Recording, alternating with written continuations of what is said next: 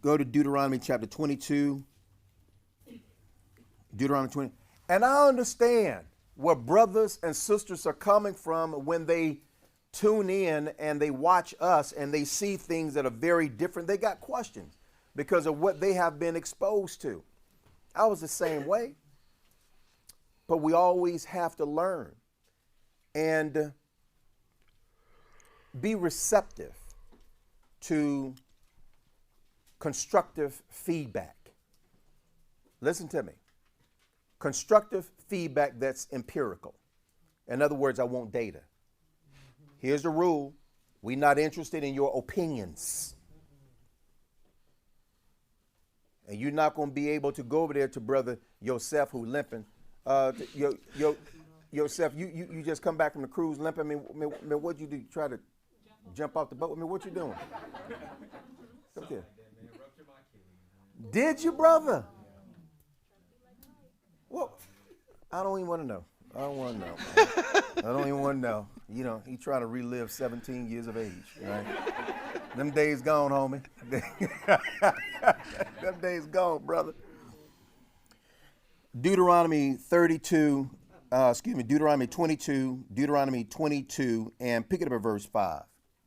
Deuteronomy 22 and verse 5.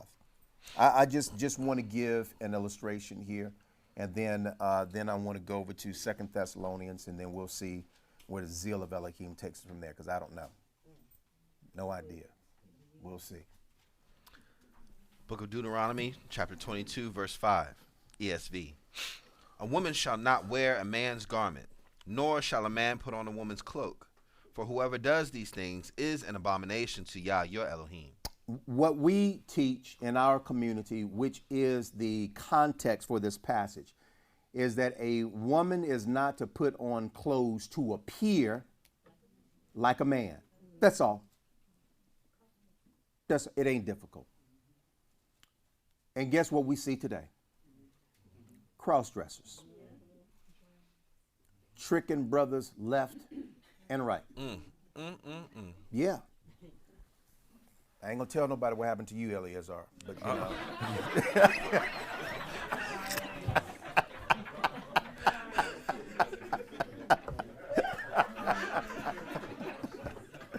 You got to tell me too. I know that's right.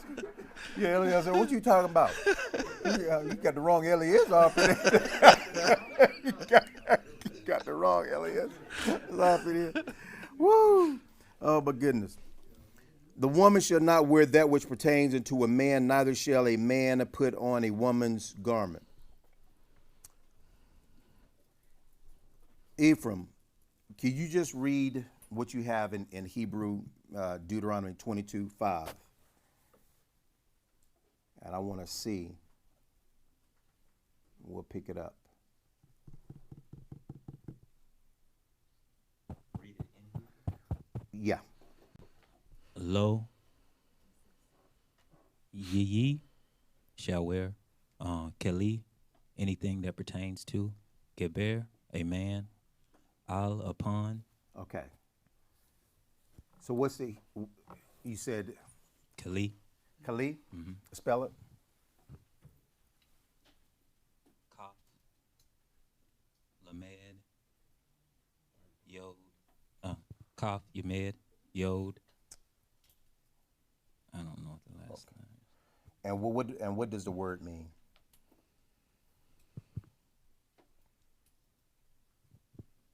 It means an article, utensil, or Stop. Go back. Give it to me again. article, Okay, an article. Go ahead. utensil, Utensils, equipment. Go ahead. vessel. Okay. You got anything else? I can talk to you about some ways it was translated Okay, that's fine. Let's talk about that. as armor, Armor. You ever seen the sisters walking around here with armor? articles. The woman should not wear armor that pertains to a man. Utensils.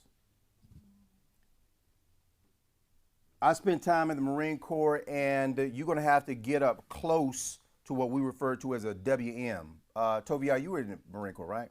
Okay. we call them WMs, right? Women Marines. You got to get up close and say, okay, because she's dressed like a man. And she's wearing a little bun or whatever with her hat over it. So when you walk up to it, you say, oh, okay, this is a WM. But when we're out in the field, she's dressed up with flak jacket, helmet, and everything. The only way that you're really able to differentiate if this is a male or woman by the way she walks or moves. Here, the law is saying, if we're looking at it grammatically, if we're looking at what Elohim is saying via the words, that a woman is not to appear as a man.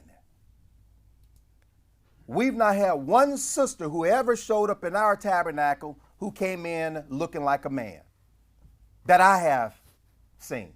Have you seen it? Not one sister. Pants, and the sister still looking like a sister. But what I'm saying is sometimes you're going to have to look at what a passage says in its source language and see how it's used. And so instead of congregants, remote congregants, or visitors, I think you call them trolls or something like that.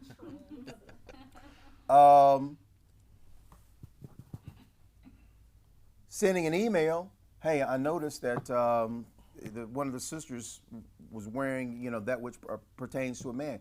Can you help me understand why? I love those questions because that's good.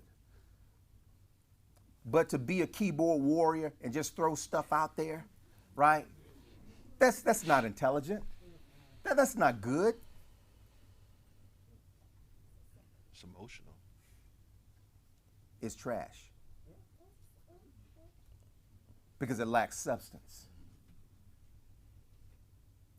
I'm just simply saying, Eleazar, I don't want to see that in our community. Know what you believe, but why you believe it. Know that you can test it, measure it. Know that you can argue it intelligently. Mm-hmm. That's very important. Y'all with me? Go to 2 Thessalonians. Yes, sir. You can add, you can most certainly can, my brother.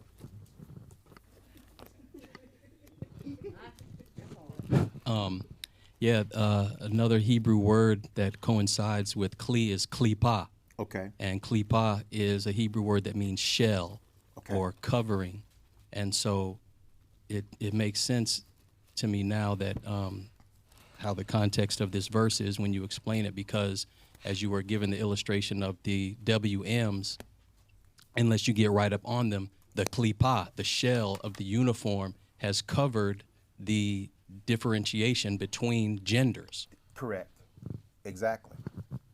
So when you load with equipment, you don't see breasts, hips, no nothing, right? The hair is covered, right? She's wearing, you're like, yo, bruh, come over here. Excuse me, I'm not a bruh. Like, okay, just the way you dressed, right? Like a Marine. But today, obviously,